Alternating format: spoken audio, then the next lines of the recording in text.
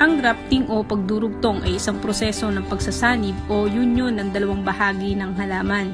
Kailangan ng punla na may sariling ugat na gagawin nating rootstock. At ang kapirasong sanga na galing sa magandang variety ng punong kahoy ay gagawin naman nating sayon. Sa araw na ito ay tuturo sa atin ni Kalushing Anilio, magsasakang eksperto mula sa Talisay, Batangas kung paano ang pagdurugtong. Ito po, una po ay ang pinakasayon po nito, siya po natin iduduktong.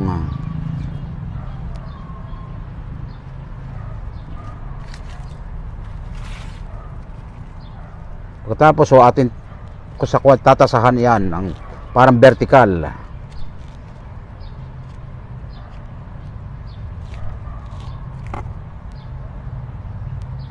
Sunod po ating igaganon.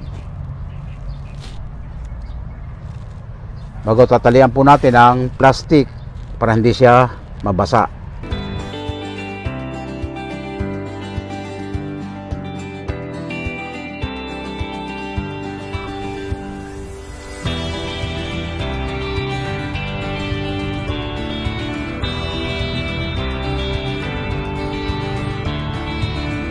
Yan, finish na ho yan. Ngayon, ang gagawin na muna natin, tatakpan po natin ng plastic na parang pang ice candy para hindi po siya mabasa kung umulan.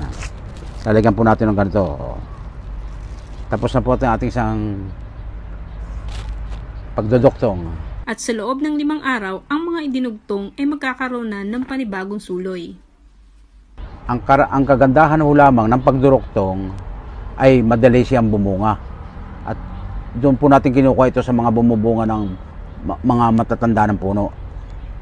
Mga 5 days, pwede na, nasuloy na siya dito. Sumusuloy na siya.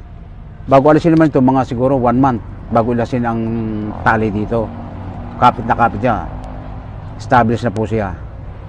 Tips sa atin ni Kalushing, huwag lalagyan ng abono ang seedlings o yung rootstock na ating gagamitin 1 buwan bago ito dugtungan. Sa pagpili naman ng sayon, ito ang masasabi ni Kalushing.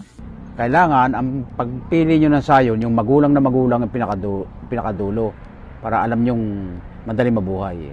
Katulad daw nito.